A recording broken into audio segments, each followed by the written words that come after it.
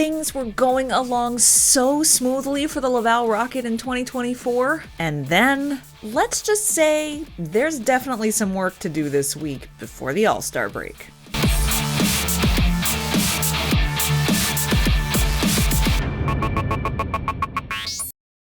Lots to cover in this video today. Going to get you all caught up on last week's 3 games played by the Laval Rocket. And hey, even though the Habs are on All-Star break this week, the AHL is not. Laval has 3 more games, very important divisional games on the schedule for this week leading up to their All-Star break. And we have a special guest on the show coming up in just a minute.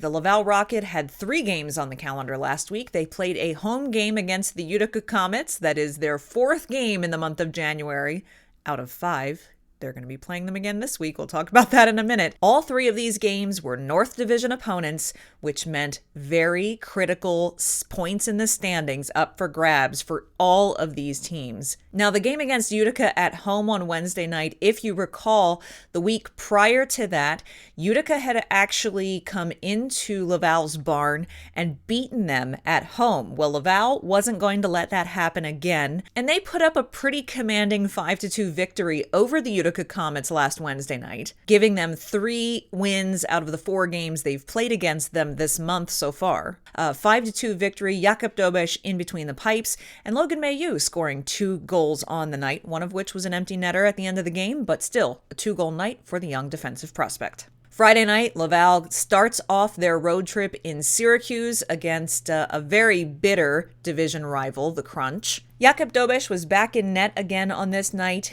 and while he did an okay job, this was a night that he didn't look as comfortable in the crease as he has in a lot of games throughout the month of January. However, he did a pretty acceptable job. The team in front of him was just okay. They simply couldn't get the offense going.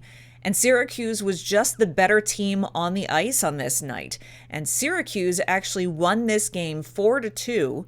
Laval had won the past 3 games between these 2 teams. And so this was a kind of big turnaround for the Syracuse Crunch, who have been surging through the standings in the division. They were sitting in 2nd place very solidly. And this loss actually snapped a regulation win streak for Laval that had dated back to the end of December. So the big question was this just a blip? Could they recover? Just like they've seen the Utica Comets an awful lot in January, they're about to start seeing the Rochester Americans quite a bit. And Rochester was in a different kind of position with Laval in the standings. They were kind of neck and neck in that 3rd and 4th place positioning in the North Division. So this was a big game for Rochester and Laval. Since Dobeš had started 2 games of the week, he got to take the night off, get a full actual rest, and it was Strauss-Mann backing up Casimir Kaskisuo. But unfortunately, the team in front of Kaskisuo was an absolute mess on Saturday evening. It was a defensive nightmare. There were turnovers after turnovers after turnovers, and Rochester capitalized every time. They actually ended up losing this game 7-4. It was a completely dominant game by the Rochester Americans. In fact, speaking of turnovers, unfortunately, Kaskisuo created his own turnover that ended up behind him in the back of his net. That was the 4th goal against for Laval, and that was the end of the night for Casimir Kaskisuo.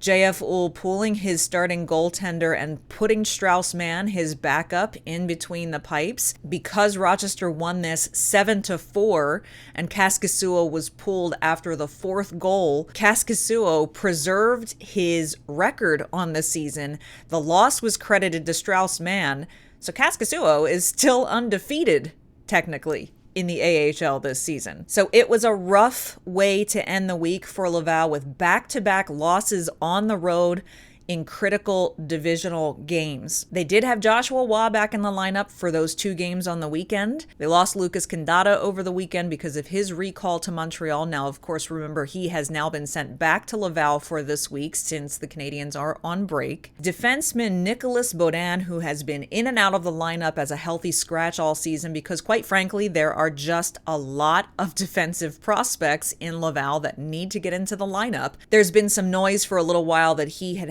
had his agent talk to the team and say, hey, either my client starts to play more or we're going to request a trade here. And this week, the Montreal Canadiens did place him on unconditional waivers. He did clear waivers, and as such, Nicolas Baudin, his contract was terminated through mutual agreement between the player and the organization, and reports say that he is already off to Europe to try to get some playing time and ice time in there. So the Rocket currently have a record of 18, 16, 4-4, but it's tenuous at best. They have slipped down to 4th place in the North Division. They are just 1 point ahead of Belleville and Toronto, who are tied with 41 points, just behind Laval. So they are sitting on a very precarious position in that fourth position spot. It is very tight in the North Division coming into the last couple of months of this season. So with that being said, who better to come in and talk about just how tenuous that North Division race for kind of the middle of the pack is right now, other than our good friend and colleague, Patrick Williams. He's a contributor here at Rocket Sports Media, but he is also the AHL writer for NHL.com and the features writer for the AHL.com. Patrick, welcome back. Always glad to have you here on the show. Always good to be back. Always a pleasure. Thank you. So I was just speaking about how, the Rocket and Rochester and Belleville and Toronto, they are all really, really closely packed in tightly, kind of in that middle of the North Division right now. And considering where Laval started the year, just completely, I mean, maybe had like a 300 points percentage hovering around there somewhere. Just how precarious can the positioning be at this point of the season with really quite a lot of hockey left to play ahead of them? Well, this is a theme you and I have touched on at different points through good and bad for this team, which Laval's had their highs and their lows They have. over the years, and it's a lead of streets. If Mhm. you happen to get you know that's a nice batch of 3 or 4 of your higher end players back from your NHL club, the schedule lines up well, you can go on a nice run, like especially in this league where the scheduling tends to be pretty packed. You Mhm. play 3-3s, you 3-4. So, if you have that group there and you kind of get into a good flow there, you can hammer out 6-8 points, in no time. And And we on saw Laval do that in January. They yes, we hadn't did. lost in regulation since the end of December Yeah. until this past weekend. Yeah. And they were now Belleville's a little, or I mean, I should say Laval's a little different, just since they've had like this run of injuries too. So Mhm. that part's it's a little harder to square for me, just because this was a team where what was it, January 7th in Utica, where yeah, they they took some real hits to the lineup, and then They did. but I think to their credit, they were able to keep persevering. Now, I will say their schedule was a little um, lighter in the sense of the opponents they were facing. They had Utica 4 times this month already. And Uh, one more time coming one this more week. time. Utica's been really fighting it this year. Really, Mhm. really struggling. Manitoba, I mean, they just ended a 10-game losing streak of their own. So Mm. they've been going through some trouble, and they had Belleville, which is they run hot and cold as well. So They do. I know I'm not trying to take anything away from what Laval did. I mean, points are points, and all the wins are the same whether you're facing Hershey or you're facing a team lower in the standings. But you play the schedule that's given you, and I think to their credit, they've done that. And now we'll see though that the February's when you look at that schedule, it's pretty daunting, right? Like Mhm. that 5 game trip there, kind of right off after the All-Star break. Yep. You have Toronto, then you go to Hartford. They're a really good team. You go to Wilkes-Barre, you go back to Bridgeport. So that's a 3-3 weekend. You come home and you got to play Hershey right off the bat. Yeah. So I mean, Hershey's on a literally on a potentially record-setting pace this year. You They've know, been lead, phenomenal as the lead defending cup champions. yeah. So that's certainly not in. You end the month with Toronto, and then you go back to Bridgeport. So it's a rough schedule, and that leads you right into March, which certainly will not be any easier either. So, but they picked up some points. I think to their credit, they did salvage the season because had they not gone on this run, I mean, things could have gotten away from them pretty fast. It was So dire. it was dire, yeah. And now I think they at least they put themselves into contention and give them a shot, giving themselves a shot now to play some meaningful games, at least through February, March, possibly even into April. So they do have 3 games on the schedule this week, which I'm gonna kinda set the stage for that a little bit later in the show for our viewers. But then they get the AHL kind of gets an abbreviated All-Star break. It's not as long as the NHL's, of course, but that leads right into the AHL All-Star Classic, which is going to take place Sunday night for the skills competition, Monday night for the game. That way, it doesn't interfere with the NHL All-Star activities. Logan Mailloux is the choice selected by the league this year, a rookie, one of the rookies who will be representing at the All-Star Classic. So I guess first, just can you give us a little bit of a preview of maybe there are viewers who've not even watched the AHL All-Star events and festivities before? Just a little bit of a preview of where it's taking place this year, where folks can watch it, and just kind of what to expect overall from the event. Yeah, so it's in San Jose. Very similar setup in a lot of ways to what Laval and Montreal have. Hmm. Um, same market. I mean, literally they share a practice facility, the Sharks and the Barracuda. And last year they opened up kind of an addition on that practice facility. It's called Tech CU Arena. Brand new arena where, specifically for the AHL club, kind of the right sized environment in terms of capacity. Because previously they were playing at the NHL building, which obviously 17,000 seats, not ideal for an AHL club. So this is their second year in the building, and it's second time on the West Coast that the AHL is having this event. 2020 was the last time it was in Ontario, the LA Kings affiliate. Next year will be in Coachella Valley, which is the Palm Springs area. So the That'll be AHL, nice. yes, the AHL is kind of exploring their Western um, presence that was we're now almost it's hard to believe we're 9 years into it. Since the AHL went to the West Coast, but Yeah, it's a big event for the league. It's one of the, especially in this league too, where I have to say it's kind of 4 leagues in one. Like you don't, even within the Eastern Conference, for example, like the Atlantic and the North don't see a ton of each other for the most part. no, So you're able to kind of get all 32 teams in one place, at least for a couple days. The fans tend to come out from different markets, so it's nice that way, and it's a nice event for the players. You have the Hall of Fame induction, which I think is hmm a really nice thing for the players too, because I think a lot of them come into this league, they don't really know the history of the AHL at all, right?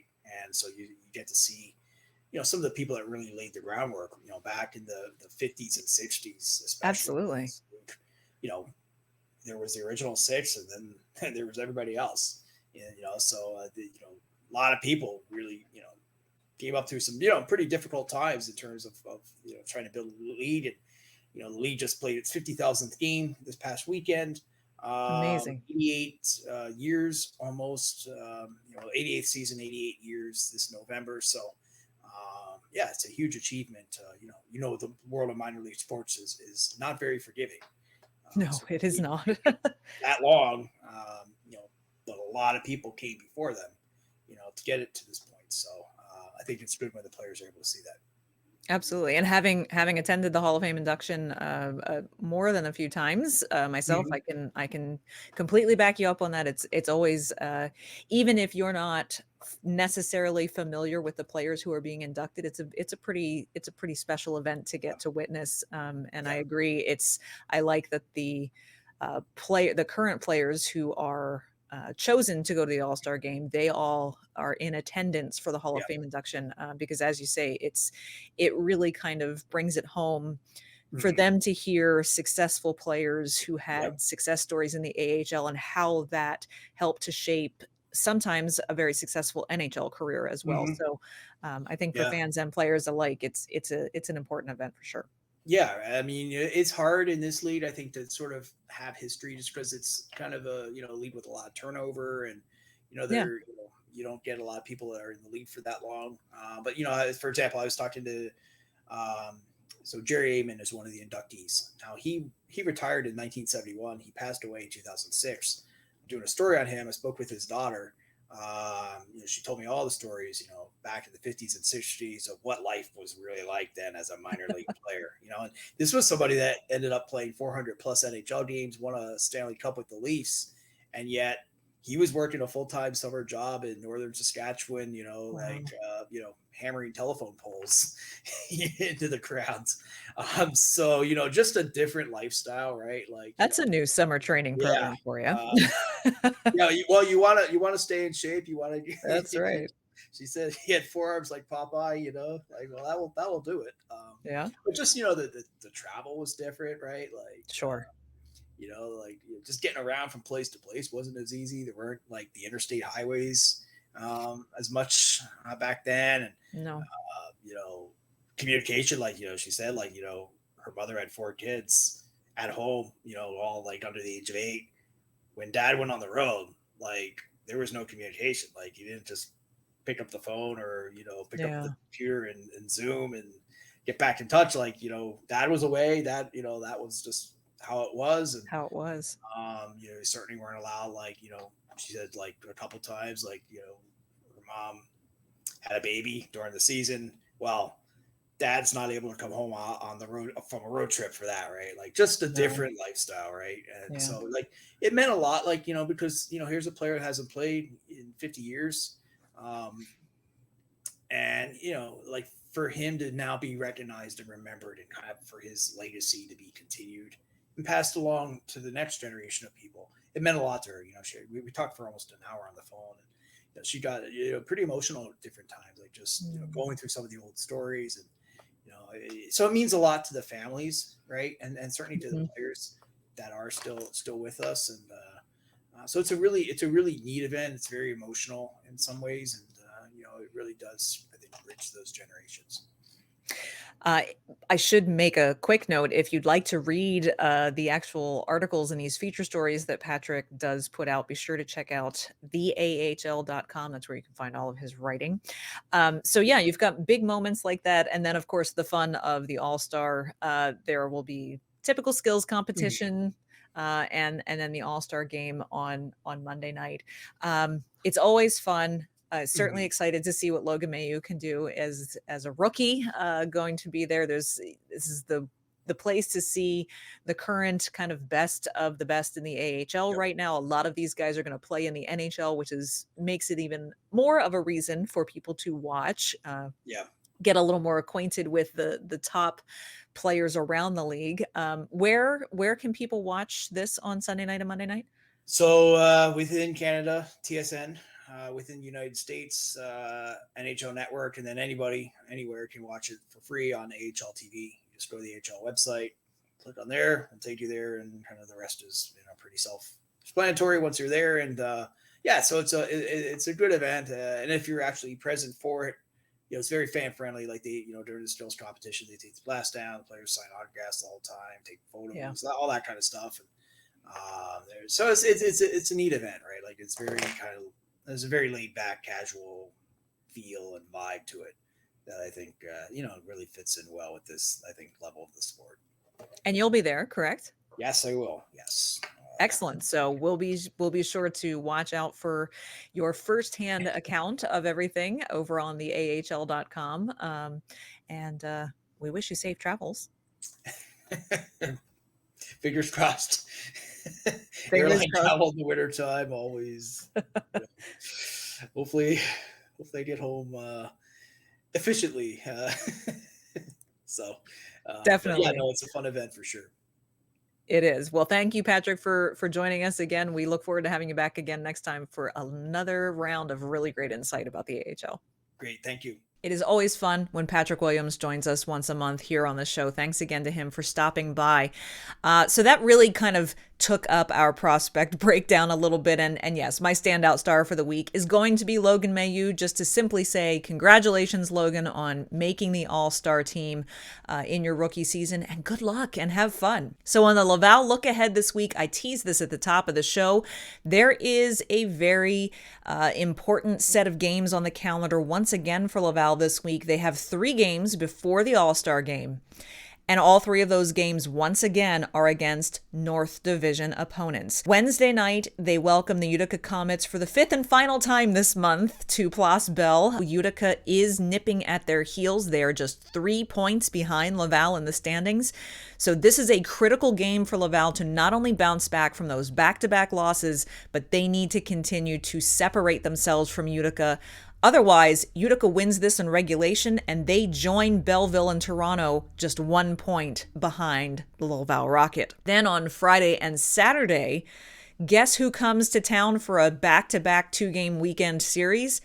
The Rochester Americans. Yeah, the same team that just beat them 7-4 on Saturday evening. Again, Rochester is right there with Laval. Actually, Rochester sitting just ahead of Laval in the standings now, and they are going to want to maintain that lead and increase that lead as they start to chase down the Syracuse Crunch in second place, and they're going to want to try to put a bigger gap between them and the Laval Rocket. So Laval has a tall task in front of them this week.